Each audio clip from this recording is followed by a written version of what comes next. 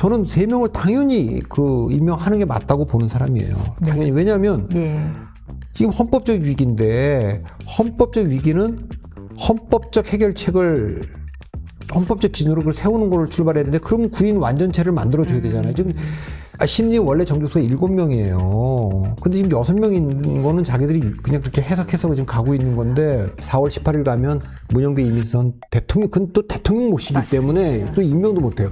그러니까 그렇게 해서 완전히 헌재가 무너지면 그건 뭐 대행체제로 계속 가는 건데 그런 시나리오는 정말 악몽이니까 그건 해줘야 된다.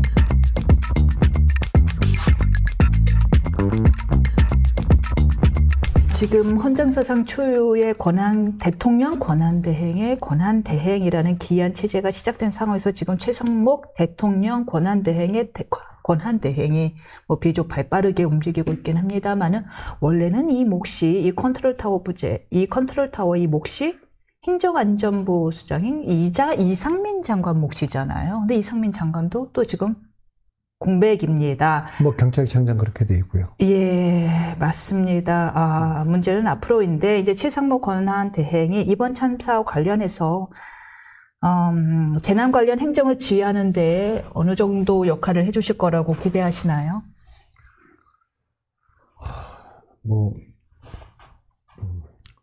진짜 뭐 지금 경제도 너무너무 비상이고. 네.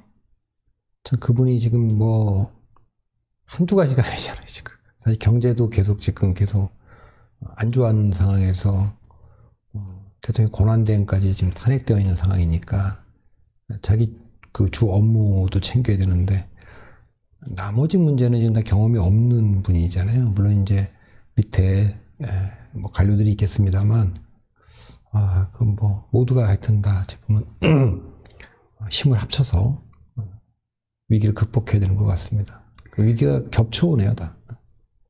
맞습니다. 평생을 공무원으로 살아왔고 엘리트 공무원으로 살아왔는데 과연 어느 정도의 감각으로 이 전국을 이끌어 나갈지 많은 사람들의 지금 기추가 주목되는 상황에서 문제는 진짜 앞으로입니다. 1월 4일까지가 국가 재난 상황인데 문제는 내란 특검법, 김건희 특검법 등에 대한 결정을 1월 1일까지 해야 되는 상황입니다. 그야말로 발등에 떨어진 또 하나의 불인데 이거 내일 국무회의에서 결정해야 될 텐데 아무래도요. 어떻게 예상하시나요? 특검법 거부할까요? 받을까요? 그거를 제가 그러니까 지금 대한민국의 위기가 지금 헌법의 위기거든요. 헌법적 위기니까 헌법적 해결책을 찾는 수밖에 없어요. 그러니까 그러면 이제 지금부터 모든 일은 헌재가 너무 중요한 역할을 할 수밖에 없어요. 왜냐하면 헌법 해석의 문제이기 때문에 모든 게. 그게 뭐 한두 가지가 아니거든요, 지금. 맞습니다. 그러니까, 원래 이제 뭐, 존 해링턴이라는 영국 작가가 반역은 성공할 수 없다. 그게 성공하면 아무도 감히 반역이라는 말을 쓸 수 없기 때문이다. 이건 우리가 95년에 전두환 노태우 고소고발 사건 수사하던 장윤석 국현도 했죠. 그분이 기자의 질문에 답하는 과정에서 성공한 쿠데타는 처벌할 수 없느냐 이 질문에 그렇다라고 얘기를 한 적이 있어요. 약간 그러니까 본인이 한 얘기는 아니고 기자의 질문에 답하는 형식이었지만 마치 이제 그분이 성공한 쿠데타는 처벌할 수 없다 이렇게 얘기한 것처럼 돼 있는데 뒤집어 말하면 실패한 쿠데타, 실패한 내란은 이건 뭐 처벌이 불가피한 거 아닙니까? 이렇게 되기 때문에 모든 게 이제 헌재로 가게 돼 있습니다. 헌재로 가 있는 것들 뭐 생각난 대로만 뭐 말씀드리면 통칭이라고 하는 비상경비 통칭이라고 하는 대통령 측의 주장과 헌법 77조를 정면으로 명백히 위반했다고 하는 국회 측의 논리가 충돌하는 게 있고요. 그 다음에 헌법 84조죠. 내란죄 소추. 이게 이제 두 가지가 됩니다. 윤 대통령이 처음으로 내란죄 피의자가 돼갖고 수사를 받고 있고 거기 뭐 외환죄 얘기까지 나오는데 그건 좀 앞선 이야기 같고 내란죄는 지금 피의자로 입건돼서 수사를 하고 있고 이 헌법 84조는 내란죄 소추 조항이지만 이게 이재명 대표가 2심에서 당선 무효를 또 받으면 재판 계속될 수 있느냐 소추되지 않는다는 의미가 재판 중지까지 얘기하는 건지 아니면은 수사와 기소까지만 얘기하는 거냐, 뭐 이런 얘기도 얘기해야 돼요. 맞아요. 소추의 개념이 약간 불명확합니다. 그것도 약간 불명확해서 시끄러워질 것 같고요. 그 다음에 헌재가 6인 체제로 돼 있는데 6인 체제에서 심리는 지금 하고 있지만 결정이 가능할 것이냐. 결정을 할 수 있느냐. 그리고 국무총리, 그러니까 대통령 권한대행의 탄핵 의결 정족수가 몇 명이냐. 이것도 헌재가 지금 해야 되는 거고요. 그 다음에 권한대행이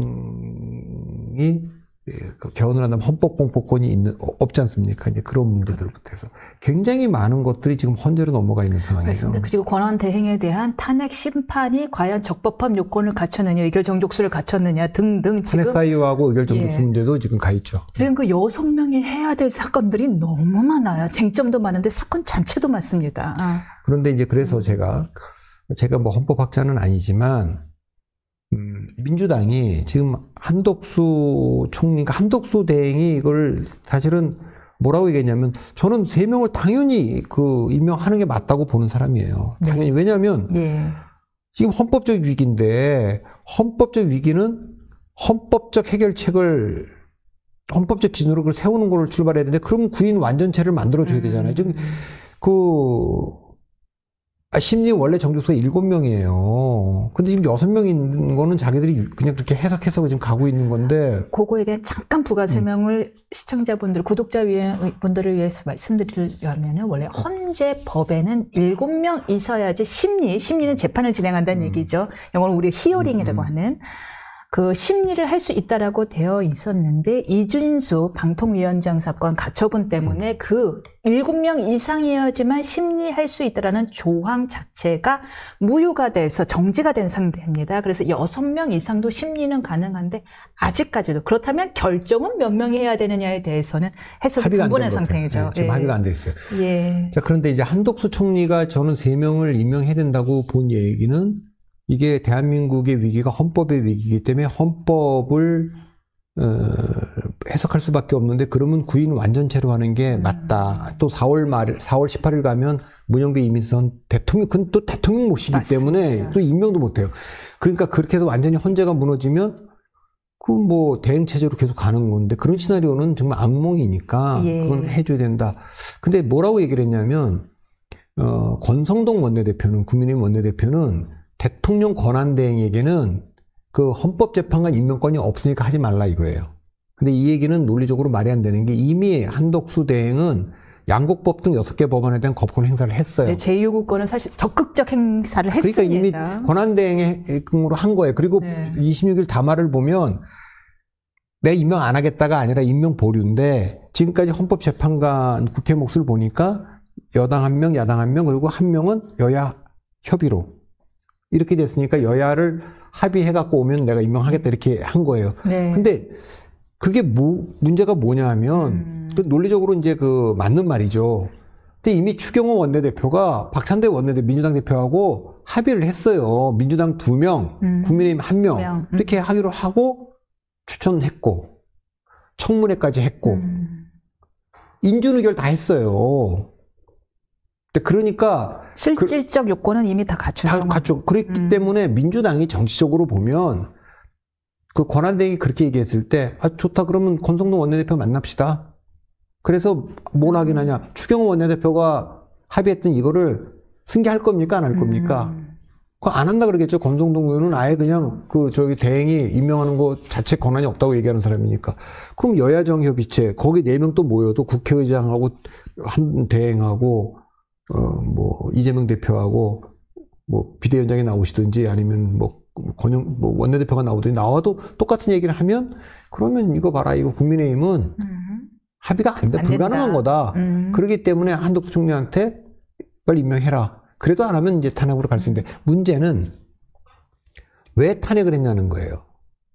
한덕수 대행을. 한 대행을? 예. 그거는 또 최상목도 하겠다고 얘기를 하는데 헌법적인 문제이기 때문에 헌법적 방법을 따르면 돼요.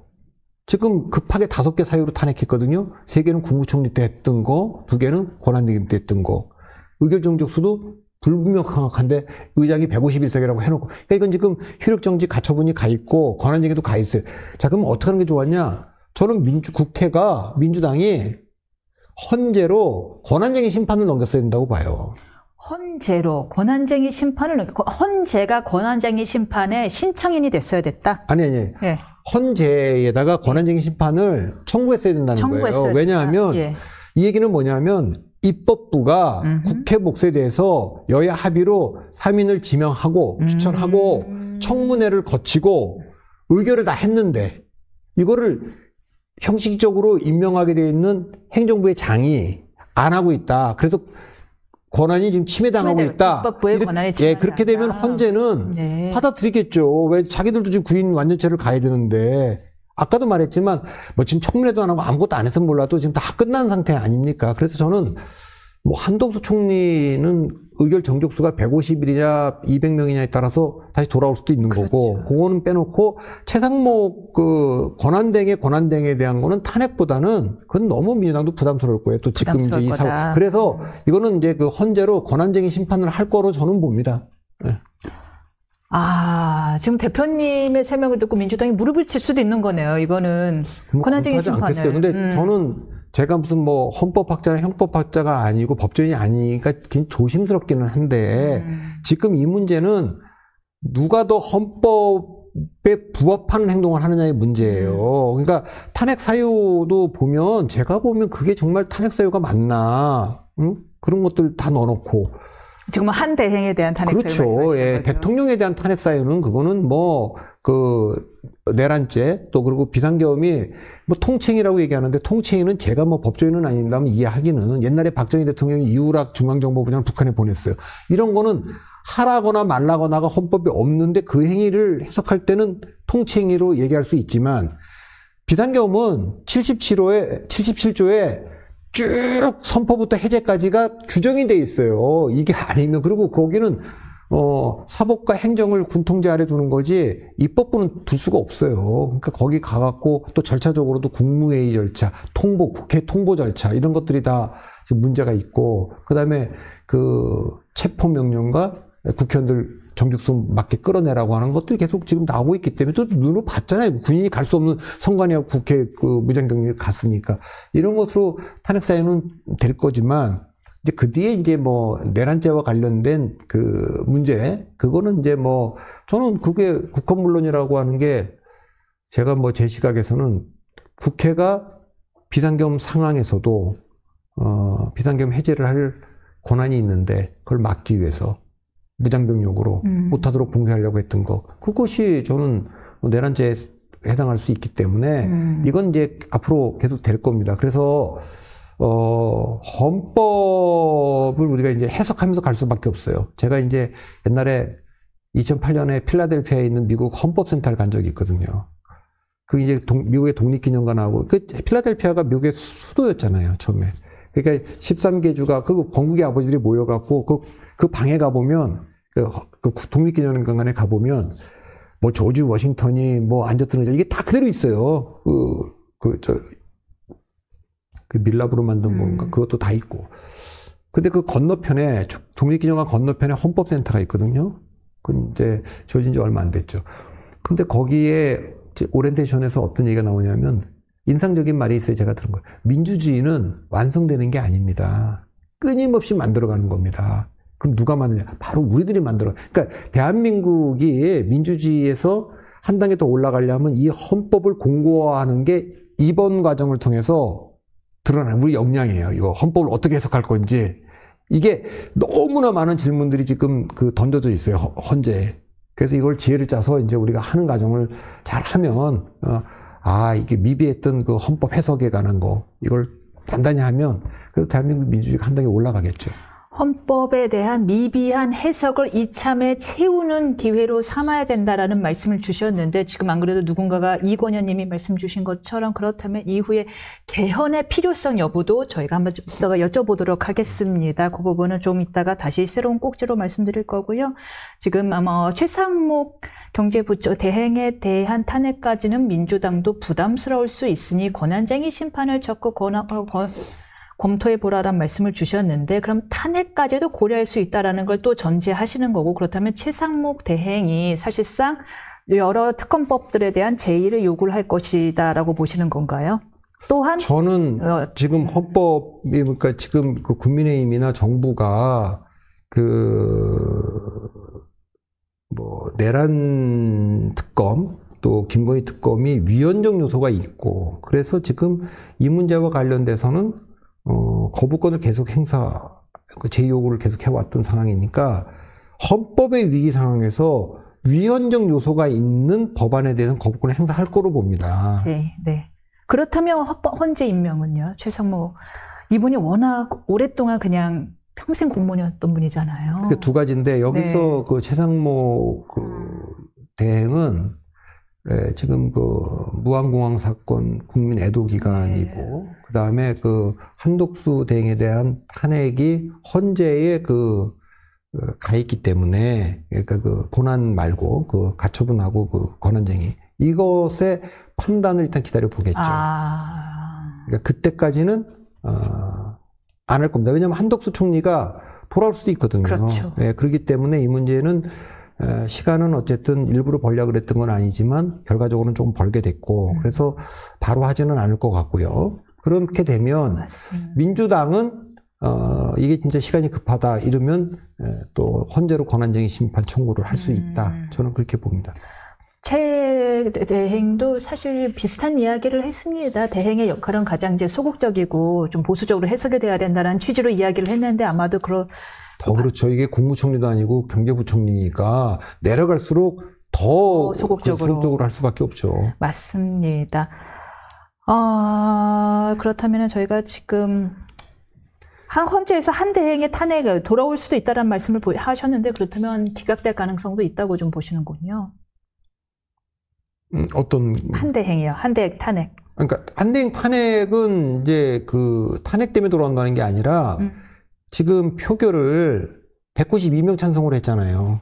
근데 그게 헌재가 우원식 의장은 151명으로 할 수 있다고 얘기했지만 그것은 우원식 의장에게 있는 권한이 아니에요. 네. 그러니까 물론 이 권한쟁의 심판이라든가 이런 걸 효력정지 가처분청을 제가 정확하게 헌법학자가 아니라 모르겠습니다만 이게 지금 국민의힘이 했거든요. 근데 정확하게는 한독수 대행이 해야 되는 걸 텐데 한독수 대행은 이 문제와 관련해서 나는 200명으로 생각합니다. 따라서 나는 국회가 192명으로 탄핵 소추안을 통과시켰기 때문에 이건 인정할 수 없다. 난 대행일을 계속 하겠다. 이렇게는 안 한 거예요. 그 이유는 국가적 혼란을 막기 위해서 일단 직무는 정지하겠다. 그렇게 한 거예요. 그리고 이제 판단을 기다려보고 있는 거 아닙니까? 다만 권한쟁의를 따지는 데 있어서 우원식 의장이 처음부터 이거의 의결정지수는 151석이라고 얘기를 해버렸어요. 따라서 151석이니까 막을 수가 없는 국민의힘은 표결에 불참한 겁니다. 그러니까 이 표결권을 침해당했다고 얘기할 수 있죠. 그거는 왜냐하면 의장이 먼저 말을 했으니까. 그렇기 때문에 이 문제는 얘기할 수 있고 탄핵 심리 결과 한독수 총리에 대한 탄핵안이 기각되거나 인용된다는 뜻이 아니라 표결 정족수가 200명이라면 돌아올 수 있다는 거죠. 무슨 말씀인지 알겠어요. 절차상 하자 자체가 문제가 될 수 있다라는 이야기를 하신 건데요. 그건 아직까지 제가 잘 모르겠고. 되게 또 중요한 말씀을 주셨어요. 그 부분을 지금 언론들이 안 짚어주고 있는데 권한쟁의 심판의 신청인이 지금 말씀하신 대로 한덕수 국무총리가 아니에요. 대행이. 신청인이 국민의힘 당이거든요. 관련이 없는 당이기 때문에 이것이 과연 본안 판결까지 갈 것인지 그 전에 각하 결정이 나올 건지도 이것도 좀 판단에 또 그래서 저는 제가 그래서 아마 이건 지금 너무 헌법과 관련된 얘기이기 때문에 제가 상식적인 얘기 갖고 할 수 없어서 이게 되게 어려운데 그러나 지금 사안을 보면 이게 앞으로도 대통령 권한대행에 관한 문제를 저는 그런 문제에서 한덕수 총리 권한대행이 훗날을 위해서도 이건 좀 헌재 판단을 받아보는 게 그래야지 그게 그렇죠. 지금까지 헌법에 이런 상까지는 예정을 못했기 때문에 87년 헌법은 구체적인 절차는 안 적혀져 있는데 생각해 보니까 대표님 말씀을 듣고 보니까 민주당 입장에서도 더 이상 헌재에 대해서 뭘 신청하거나 청구하는 게 부담스러운 상황이겠어요. 왜냐하면은 정작 가장 중요한 이슈일, 중요한 문제를 윤 대통령 탄핵 심판이 자꾸만 지연될 가능성이 있으니까요. 그러니까 뭐 그거는 뭐 그렇게 보내도 뭐 제일 급한 거가 이게 대통령 탄핵이니까 이거부터 심리하겠다고 헌재가 말은 하고 있지만 이미 뭐 몇 건인지도 모르겠어요. 그 전에 8건. 가처분이도 나오면 가처분 먼저 해야 되거든요. 9건 또 지금 가고 그렇게 가고 민주당 일각에서는 뭐 국무위원들 차례대로 다 탄핵을 해서 그러면 이제 뭐 국무회의 그 개의 정족수가 안 되면 국무회의도 못 열리면 무정부 상태죠. 근데 그런 거를 국회의원이란 분들이 방송에 나와서 공공연히 얘기한다는 게 나는 이게 뭐 있을 수 있는 일이냐.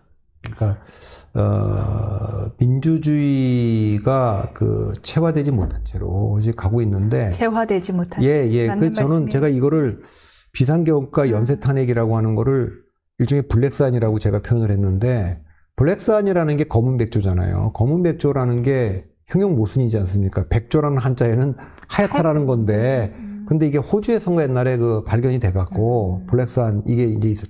그러니까 이 블랙스완이라는 책도 있어요. 그래요. 나심 니콜라스 탈렙이라고 하는 사람이 썼는데 이분이 블랙스완을 쓸 때는 블랙스완을 뭐라고 정의했냐면 우리가 예상 관측값 바깥에 있어서 예상할 수 없는 거예요. 그렇지만 예측 불가 이 세 가지 특징을 얘기했거든요. 예측 불가성, 두 번째 엄청난 파괴적인 영향력, 세 번째는 사전에 얘기했던 거 터지고 나서야 발생 후에야 원인을 설명하려는 경향, 요 세 가지를 블랙스완의 특징이라고 얘기를 했는데 그러면서 얘기한 건 그러니까 그분의 말은 한마디로 말하면 예측할 수 없는 극단적 사건이라는 거예요. 블랙스완은 극단적 사건. 그게 뭐 예를 들면은 뭐 금융위기라든가 뭐 대공황이라든가 9.11 테러라든가 뭐 이런 것들을 그렇게 얘기할 수 있는데 커런시 워라는 책을 쓴 그 화폐전쟁 쓴 제임스 리카즈라는 분이 있는데 그분은 뭐라고 얘기했냐면 그렇게 정의하지 않았어요. 아까 말한 대로 그 극단적 사건으로 나심 탈레브는 이제 정의했다면 이분은 뭐냐면 일상적 사건의 극단적 결과. 그러니까 무슨 얘기냐면 9.11 테러 얘기 들어봅시다. 테러는 계속 있었다는 거예요. 있었는데 비행기가 건물을 무너뜨리는 건 결과가 극단적인 거지 계속 있었던 거예요. 탄핵도 마찬가지입니다. 아니 뭐 장관 탄핵, 검사 탄핵, 방통위원장 탄핵 뭐 계속 해오던 거에 대통령 탄핵과 대행까지 탄핵 이건 좀 더 극단적인 것이지 일상적으로 해오던 거다 이거예요. 그러니까 제가 생각해 볼 때는 45년 만에 비상계엄 선포라는 거는 예상할 수 없는 극단적 사건이라는 나심 탈레브의 의견이 맞는 것 같고 연쇄 탄핵은 제임스 리카즈의 견해가 맞는 것 같고 어쨌건 극단적인 거는 맞고 그 극단적인 위기의 본질은 헌법적 위기라는 겁니다. 헌법적 위기입니다. 말씀하신 대로 민주주의가 체화되지 않은 것이 원인인 것인지 도대체 우리는 원칙 일상에서는 이미 벗어나서 각종의 예외끼리의 다툼이 돼버렸잖아요. 극단과 예외의 다툼이 돼버렸는데 지금 이 상황에서요.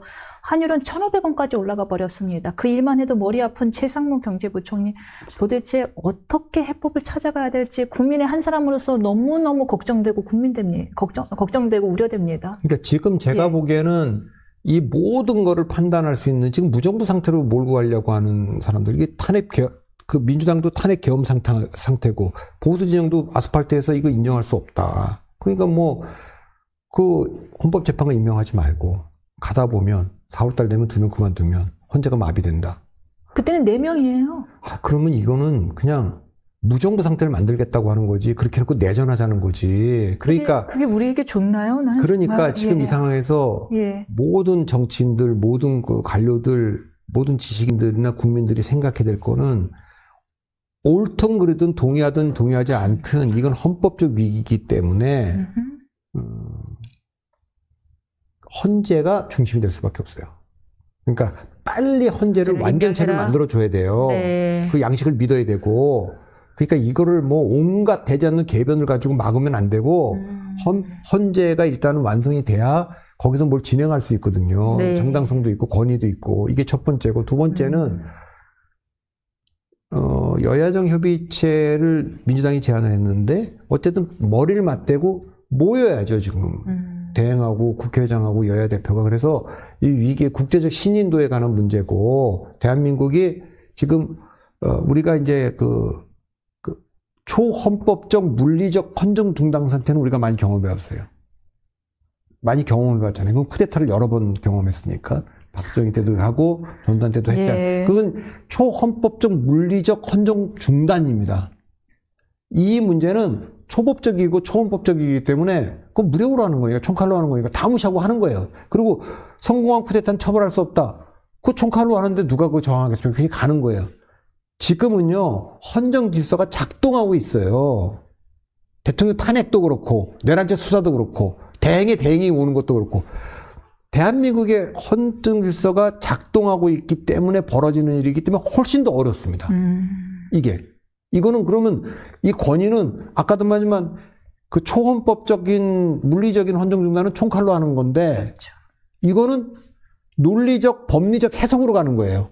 근데 보니까 완비되어 있지도 않아요. 너무너무 틈들이 많아요. 네, 그래서 이거를, 그러나 어쨌건 대한민국이 합의하는 건 이 최종 권한은 대법원에도 없고 국회에도 없고 헌재에 있는 겁니다. 그러므로 그걸 인정해야 돼요. 그걸 인정하지 않고 이 헌재의 판단이 자기들 그 정책 이해관계에 따라서 뭐 이렇게 하면 유리하고 저렇게 하면 유리하고 이거 따질 때가 아니잖아요. 나라 걱정을 먼저 해야지. 나라 걱정을 해야죠. 그래서 저는 제가 보기에는 그런 면에서 모두들 다 이 헌법의 기준에 누가 더 충족시키고 있느냐, 자기들이 하는 행동들이. 그걸 봐야 된다고 저는 봐요. 지금 대표님 말씀에 너무너무 동의를 하는 부분이 정말 전국 안정에 관심이 있는 정치인들이 있긴 있는 건지 그것부터가 의문입니다만은 어쨌든 최상목 경제부총리는 헌재 그 3명을 재판관 3명 임명을 좀 서둘러야 된다라는 입장이시죠. 서둘러야 되지만 그 헌재에서 한덕수 그 탄핵 의결 정족수 문제에 대한 판단이 나올 때까지 기다리겠죠. 기다릴 것이 현실적으로 기다릴 것으로는 보인다.